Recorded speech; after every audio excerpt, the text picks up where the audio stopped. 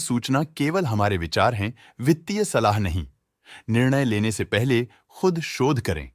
किसी भी लाभ या हानि के लिए हम उत्तरदायी नहीं हैं।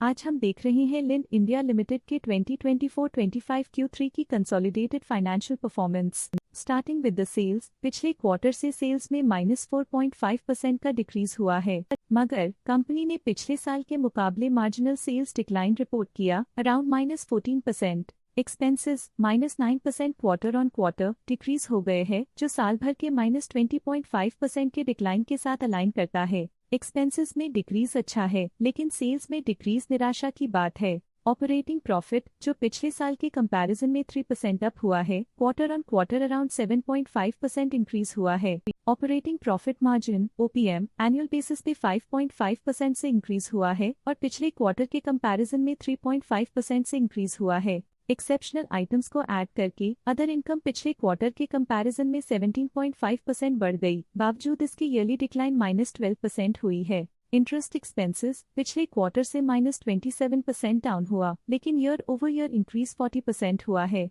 डिप्रिशिएशन कॉस्ट में 7% का क्लाइम देखने को मिला और ईयरली बेसिस पे 9% का इंक्रीज देखा गया। Profit before tax annually -1% decrease हुआ, लेकिन प्रोसीडिंग क्वार्टर से 9.5% बढ़ा है। इस साल कंपनी ने 25% टैक्स पे किया और क्वार्टरली कंपनी ने 26% टैक्स पे किया है। नेट प्रॉफिट ने ईयर ऑन ईयर -3% का डिक्लाइन दिखाया, लेकिन लास्ट क्वार्टर से 9% का इंक्रीज हुआ है। इस क्वार्टर में कंपनी का परफॉर्मेंस ठीक रहा, ऑपरेशनल एफिशिएंसी में कुछ सुधार हुआ है। वहीं अगर एनुअल एनालिसिस की बात करें तो साल के दौरान कंपनी का परफॉर्मेंस अच्छा नहीं रहा। नेगेटिव नेट प्रॉफिट का मतलब है कि कंपनी प्रॉफिट के कंपैरिजन में नुकसान उठा रही है। अर्निंग्स पर शेयर (EPS) में ईयरली -3% का डिक्रीज देखा गया, लेकिन क्वार्टरली में 9% की बढ़ोतरी भी नजर आई। इस क्वार्टर में कंपनी का EPS ठीक रहा, ऑपरेशनल एफिशिएंसी में कुछ सुधार हुआ। लिंड इंडिया लिमिटेड के फाइनेंशियल स्नैपशॉट को रिव्यू करते हुए कुछ मुख्य ट्रेंड्स सामने आए हैं जो कंपनी की परफॉर्मेंस पे रोशनी डालते हैं। दिसंबर 2021 से दिसंबर 2024 तक लिंड इंडिया लिमिटेड की फाइनेंशियल जर्नी में सबसे पहले बात करते हैं सेल्स की। इस साल सेल्स में 18% की वृद्धि हुई है और पिछले 4 सालों में 19.5% की वृद्धि हुई है, जो एक निरंतर अपवर्ड ट्रेंड को दर्शाता है। पिछले साल की गिरावट के बाद इस साल सेल्स फिर से बढ़ना शुरू हुई है, जो सफल रिकवरी स्ट्रैटेजी को दर्शाता है। अब बात करते हैं एक्सपेंसेस की। इस साल एक्सपेंसेस 11.5% बढ़े हैं और 4 सालों में 15% का इजाफा हुआ है। इस साल सेल्स में एक्सपेंसेस के मुकाबले ज्यादा वृद्धि हुई है, जो अच्छी प्रॉफिटेबिलिटी को दर्शाता है। ऑपरेटिंग प्रॉफिट का सफर स्टेडीली ऊपर चढ़ रहा है, इस साल 38% की बढ़ोतरी के साथ और पिछले 4 सालों में 32% का नोटिसेबल राइज हुआ है। पिछले साल की गिरावट के बाद इस साल ऑपरेटिंग प्रॉफिट में सुधार हुआ है, जो ऑपरेशंस में सफल पलटाव को दर्शाता है। इस साल नेट प्रॉफिट में 34.5% की वृद्धि के साथ पिछले 4 सालों में -13% की गिरावट हुई है।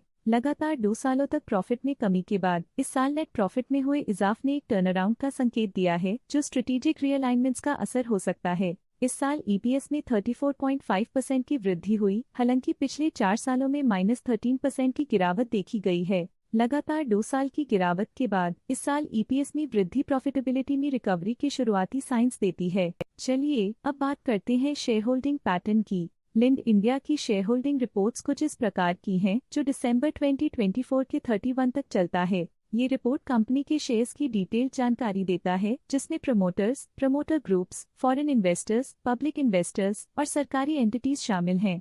पब्लिक द्वारा हेल्ड शेयर्स का परसेंटेज 15.7% से इंक्रीज होकर 2024 के दिसंबर में 15.92% तक का इंक्रीज से देखा गया। ये चेंजेस स्टेट है कि पब्लिक की इन्वेस्टमेंट कंपनी में क्वार्टर टू क्वार्टर इंक्रीज हुई है। जब कंपनी के शेयर्स का अधिकतम हिस्सा प्रमोटर्स, FII, DII या गवर्नमेंट के पास होता है, तब ये माना जाता है कि कंपनी मजबूत हाथों में है, जो स्थिरता और मजबूत समर्थन को दर्शाता है और इस मार्केट की स्थिरता बनी रहती है। डोमेस्टिक इंस्टीट्यूशनल इन्वेस्टर के शेयर होल्डिंग में थोड़ा डिक्रीज आया 2024 के सितंबर से 2024 के दिसंबर में, जो दिखाता है कि डोमेस्टिक इंस्टीट्यूशंस ने अपने स्टेक को -0.08 से डिक्रीज किया है। फॉरेन इंस्टीट्यूशनल इन्वेस्टर्स के शेयर होल्डिंग में थोड़ा डिक्रीज आया 2024 के सितंबर से 2024 के दिसंबर में, जो दिखाता है कि फॉरेन इंस्टीट्यूशंस ने अपने स्टेक को क्वार्टर टू क्वार्टर -0.14 से डिक्रीज किया है, जिसे पता चलता है कि उन्होंने अपनी इन्वेस्टमेंट्स को पुल बैक किया है। ये था कंपनी का करंट शेयर होल्डिंग पैटर्न। आज के लिए फाइनेंशियल सेक्टर में इतना ही। देखने के लिए धन्यवाद।